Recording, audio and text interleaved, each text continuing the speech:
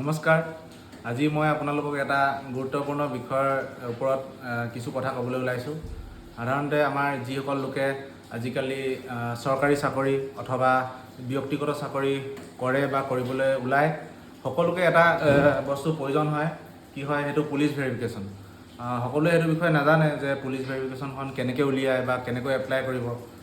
বহুতে মোক ফোন কৰি সোধে যে মই কি কৰিম কি নকৰিম, মানে এপ্লাই কৰাৰ ক্ষেত্ৰত কিছুমানে থানালৈ আহি কথাটো সুধিবলৈ টান পায়।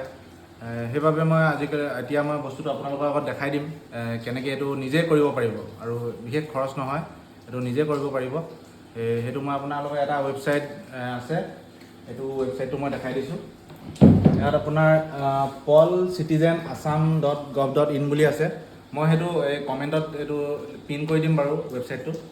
তাত আপোনালোকে এই ৱেবছাইটটোৰ ভিতৰত সোমালে আপোনালোকে এইদৰে দেখিব। ইয়াত প্ৰথমতে আছে কমপ্লেইন, FIR, পাব্লিক গ্ৰিভিয়েঞ্চ, এইবিলাকে তেনেকৈ ইয়াত বিভিন্ন সুবিধা আছে, যিবিলাক পাৰ্মিশ্যন হওক বা ভেৰিফিকেশ্যনৰ হওক, এইবিলাক আপোনালোকে চাব পাৰিব। ইয়াত শেষলৈকে ইয়াত কমচে কম 20-25টামান সুবিধা আছে ইয়াতে ওপৰৰ পৰা তললৈকে আপোনালোকে চালে ধৰিব, দেখা পাব। মই এতিয়া বৰ্তমান এই পুলিচ ভেৰিফিকেশ্যনৰ ওপৰতে ক'বলৈ ওলাইছোঁ। পুলিচ ভেৰিফিকেশ্যনত সাধাৰণতে কি হয়, মানে যেতিয়া চাকৰি কৰিব গ'লে, মানে ব্যক্তিগত হওক বা চৰকাৰী হওক, তেওঁৰ মানে পূৰ্বতে কিবা কেছ আছে নেকি, সেই লোকজনৰ ওপৰত কিবা কেছ চলি আছে নেকি বা কিবা কেছ হৈছিলে নেকি, সেই সন্দৰ্ভত মানে এখন ৰিপৰ্ট প্ৰদান কৰা হয় যে তেওঁৰ ওপৰত কেছ লাগি আছে বা কেছ নাই সেই সন্দৰ্ভত।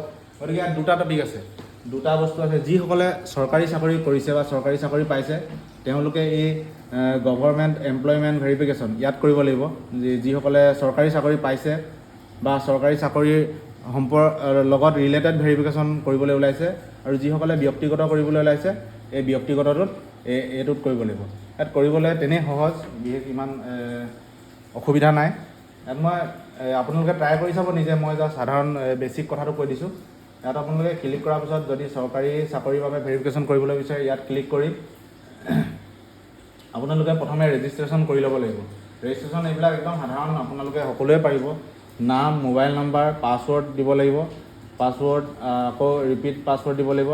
আৰু যদি আগতে কেনেবাকৈ ৰেজিষ্টাৰ কৰা আছে, তেন্তে ইয়াত ৰেজিষ্টাৰ নকৰিলে হ'ব। ডাইৰেক্ট আপোনালোকে লগ ইনত গৈ মোবাইল নম্বৰ পাছৱৰ্ডটো মাৰি দিব। আৰু যদি পাছৱৰ্ডটো কেনেকৈ পাহৰিছে, তেন্তে ফৰগট পাছৱৰ্ড মাৰি দিব। ফৰগট পাছৱৰ্ড মাৰিলে OTP যাব।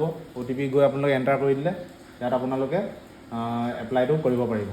তাৰ এপ্লাই কৰাৰ আপোনাৰ খুব সম্ভৱ এসপ্তাহৰ ভিতৰতে আপোনালোকে সেই যেনেকৈ এপ্লাই কৰিছিলে, আপোনাৰ যিটো আছিলে, যদি আপোনাৰ গভৰ্ণমেণ্ট ভেৰিফিকেশ্যন এপ্লাই কৰিছিলে, ইয়াত ক্লিক কৰিলে আপোনাৰ সেই ৰিপৰ্টটো এসপ্তাহমানৰ ভিতৰতে পাব। আৰু যদি প্ৰাইভেট ভেৰিফিকেশ্যন কৰিছিলে, ইয়াতে আপোনালোকে ক্লিক কৰি সেই ৰিপৰ্টটো পাব।